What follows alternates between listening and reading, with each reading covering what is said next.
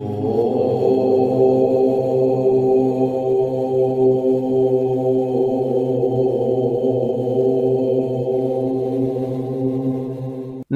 ಪ್ರೀತಿಯ ವೀಕ್ಷಕರೇ, ಜ್ಞಾನ ಬಿಂದುವಿಗೆ ಸ್ವಾಗತ. ತರುಣಿಯನ್ನ ಹೇಗೆ ಒಲಿಸಿಕೊಳ್ಳಬೇಕು, ಇದಕ್ಕೆ ಚಾಣಕ್ಯ ನೀತಿ ಏನು ಹೇಳುತ್ತದೆ ಗೊತ್ತಾ? ತರುಣಿಯ ಮನಸ್ಸನ್ನ ತಿಳಿದುಕೊಳ್ಳುವುದು ಮತ್ತು ಗೆಲ್ಲುವುದು ಅಷ್ಟು ಸುಲಭವಲ್ಲ. ಎಂತಹ ಪುರುಷರಿಗೆ ನಾರಿಯರು ಹೆಚ್ಚು ಆಕರ್ಷಿತರಾಗುತ್ತಾರೆ ಎಂಬುದನ್ನ ಚಾಣಕ್ಯರು ಹಲವಾರು ವರ್ಷಗಳ ಹಿಂದೆಯೇ ತಿಳಿಸಿದ್ದಾರೆ. ಚಾಣಕ್ಯನು ಹೇಳಿದ 7 ಸೂತ್ರಗಳು ಇಲ್ಲಿವೆ. ಹಾಗಾದರೆ ಚಾಣಕ್ಯರು ತಿಳಿಸಿದ ಆ 7 ಸೂತ್ರಗಳನ್ನ ತಿಳಿಯುವುದಕ್ಕೆ ಮುಂಚೆ ನೀವಿನ್ನೂ ನಮ್ಮ ಚಾನೆಲ್ ಅನ್ನ ಸಬ್ಸ್ಕ್ರೈಬ್ ಮಾಡಿಕೊಂಡಿಲ್ಲವೆಂದರೆ ಈ ಕೂಡಲೇ ಉಚಿತವಾಗಿ ಸಬ್ಸ್ಕ್ರೈಬ್ ಮಾಡಿಕೊಳ್ಳಿ. ಭಾರತ ದೇಶ ಕಂಡ ಮಹಾನ್ ಬುದ್ಧಿವಂತರಲ್ಲಿ ಆಚಾರ್ಯ ಚಾಣಕ್ಯರು ಕೂಡ ಒಬ್ಬರು. ರಾಜನೀತಿ ಅವರ ಮಹಾ ಕೊಡುಗೆ.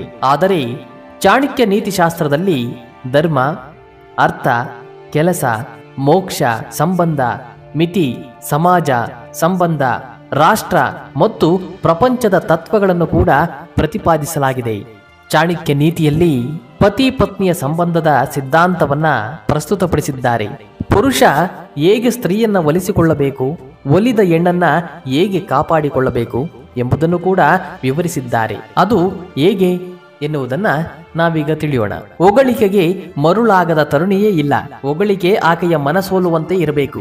ಆಕೆಯ ದೇಹವನ್ನ, ನಡವಳಿಕೆಯನ್ನ, ಸಾಧನೆಯನ್ನ ಮಾತುಗಳಲ್ಲಿ ಶ್ಲಾಘಿಸಬಹುದು. ಆದರೆ ಹೊಗಳುವ ಭರವಸೆಯಲ್ಲಿ ಆಕೆಯ ದೇಹದ ಬಗ್ಗೆ ಅಶ್ಲೀಲವಾಗಿ ಮಾತನಾಡಬಾರದು. ಸ್ವಲ್ಪ ಮಟ್ಟಿಗೆ ರಸಿಕತೆ ಇದ್ದರೆ ನಡೆಯುತ್ತದೆ. ಹೊಗಳಿಕೆಯಲ್ಲಿ ಗೌರವ ಮತ್ತು ಘನತೆ ಇರಬೇಕು. ಎರಡನೆಯದಾಗಿ ನಗಬೇಕು ಮತ್ತು ನಗಿಸಬೇಕು. ವಿನೋದ ಸ್ವಭಾವವನ್ನು ಹೊಂದಿರುವ ಪುರುಷರನ್ನ ತರುಣಿಯರು ಹೆಚ್ಚಾಗಿ ಇಷ್ಟಪಡುತ್ತಾರೆ. ನಗಿಸುತ್ತಾ ಇರುವವರ ಹಿಂದೆ ಹುಡುಗಿಯರು ಹೆಚ್ಚಾಗಿ ಓಡಾಡುವುದನ್ನ ನೀವು ಗಮನಿಸಿರಬಹುದು. ನಿಮ್ಮ ಮುಖದಲ್ಲಿ ಸದಾ ಒಂದು ಮಂದಹಾಸ ಇರಬೇಕು. ಗಂಭೀರವಾದ ನಾರಿಯರಿಗೆ ಇಷ್ಟವಾಗುವುದಿಲ್ಲ. ಯಾವಾಗಲೂ ಗಂಭೀರವಾಗಿರುವ ಪುರುಷನನ್ನು ಸ್ತ್ರೀಯರು ಇಷ್ಟಪಡುವುದಿಲ್ಲ. ಮೂರನೆಯದಾಗಿ ನಂಬಿಕೆಯನ್ನ ಉಳಿಸಿಕೊಳ್ಳಿ. ತರುಣಿ ನಿಮ್ಮಲ್ಲಿ ಯಾವುದಾದರೂ ಗುಟ್ಟನ್ನ ಹೇಳಿದರೆ ಅದನ್ನ ನೀವು ಮೂರನೆಯ ವ್ಯಕ್ತಿಗೆ ಹೇಳಬಾರದು. ಅಂದರೆ ಈತನು ನಂಬಿಕೆಗೆ ಅರ್ಹ ಎಂಬ ಭಾವನೆ ಆಕೆಯಲ್ಲಿ ಮೂಡಬೇಕು. ಹಾಗೆ ನಿಮ್ಮ ಕೆಲವು ಸಣ್ಣ ಪುಟ್ಟ ಗುಟ್ಟುಗಳನ್ನ ಆಕೆಯಲ್ಲಿ ನೀವು ತಿಳಿಸಬೇಕು. ಯಾರಿಗೂ ಸಹ ಹೇಳಬೇಡ ಎನ್ನಬಹುದು. ಆಗ ಈತ ನನ್ನನ್ನು ನಂಬುತ್ತಿದ್ದಾನೆ ಎಂದು ಆಕೆಗೆ ಅನಿಸುತ್ತದೆ. ನಾಲ್ಕನೆಯದಾಗಿ ಆಕೆಯ ಕುಟುಂಬ. ತರುಣಿಯ ಕುಟುಂಬದ ಬಗ್ಗೆ ನಿಮಗೆ ಒಳಗೊಳಗೆ ಯಾವ ಭಾವನೆ ಇದ್ದರೂ ಅದನ್ನ ಹೊರಗೆ ತೋರಿಸಬಾರದು. ಯಾವ ಹುಡುಗಿಯೂ ತನ್ನ ಅಪ್ಪ ಮತ್ತು ಅಮ್ಮನನ್ನ ಟೀಕಿಸುವುದನ್ನು ಇಷ್ಟಪಡುವುದಿಲ್ಲ.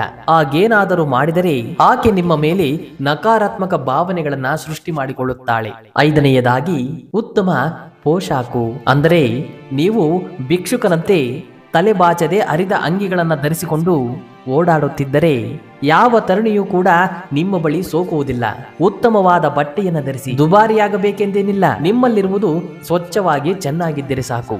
ಒಟ್ಟಾರೆ ನಿಮ್ಮ ಜೊತೆಗೆ ಓಡಾಡುವ ಆಕೆಗೆ ಮುಜುಗುರ ಆಗಬಾರದು ಅಷ್ಟೇ. ಆರನೆಯದಾಗಿ ಉದ್ಯೋಗ ಹೊಂದಿರಲಿ. ಆಕೆ ಎಷ್ಟೇ ಜೋಕ್ ಮಾಡಿದರೂ ಸಹ ನೀವು ಮೃದುವಾಗಿ ಮಾತನಾಡಿ. ಸೋಮಾರಿಗಳನ್ನ ತರುಣಿಯರು ಮೆಚ್ಚುವುದಿಲ್ಲ. ಈತ ಪರಿಶ್ರಮಿ, ಚೆನ್ನಾಗಿ ದುಡಿಯುತ್ತಾನೆ, ಜೀವನದಲ್ಲಿ ಒಳ್ಳೆಯ ಸ್ಥಿತಿಗೆ ಹೋಗಬಲ್ಲ, ನನ್ನನ್ನು ಸಾಕಬಲ್ಲ ಎಂದು ಆಕೆಗೆ ಅನಿಸಬೇಕು. ತನ್ನ ಮಗುವಿಗೆ ಜವಾಬ್ದಾರಿಯುತ ತಂದೆಯಾಗಬಲ್ಲ ಅಂತ ಆಕೆಯ ಒಳಮನಸ್ಸು ಹೇಳಬೇಕು. ಹೀಗಾಗಿ ನಿಮಗೆ ಕೆಲಸ ಹೊಂದಿರಬೇಕು ಅಥವಾ ಕೆಲಸ ಮಾಡುವ ಚಾತಿ ಇರಬೇಕು. ಏಳನೆಯದಾಗಿ ಒಳ್ಳೆಯ ಕೇಳುಗನಾಗಿರಬೇಕು. ಹುಡುಗಿಯ ಮಾತನ್ನ ಗಂಭೀರವಾಗಿ ಆಲಿಸುವ ಮತ್ತು ಅವಳ ಮಾತುಗಳನ್ನ ಅರ್ಥ ಮಾಡಿಕೊಳ್ಳುವ ಪುರುಷನು ಮಹಿಳೆಗೆ ಹೆಚ್ಚು ಆಕರ್ಷಿತನಾಗುತ್ತಾನೆ. ಪ್ರತಿಯೊಬ್ಬ ಮಹಿಳೆ ತನ್ನ ಜೀವನ ಸಂಗಾತಿಯು ತನ್ನ ಮಾತನ್ನ ಕೇಳಲು ಮತ್ತು ಅವಳ ಮಾತುಗಳಿಗೆ ಗಮನವನ್ನು ಕೊಡಬೇಕೆಂದು ನಿರೀಕ್ಷೆ ಪಡುತ್ತಾಳೆ. ಇದಕ್ಕೆ ವಿರುದ್ಧವಾಗಿ ಒಬ್ಬ ಪುರುಷನು ತನ್ನ ಬಗ್ಗೆ ಮಾತ್ರ ಮಾತನಾಡಿದರೆ ಅವನು ಎಂದಿಗೂ ಸಹ ಮಹಿಳೆಗೆ ಆಕರ್ಷಕವಾಗಿರಲು ಸಾಧ್ಯವಿಲ್ಲ ಎಂದು ಆಚಾರ್ಯ ಚಾಣಕ್ಯರು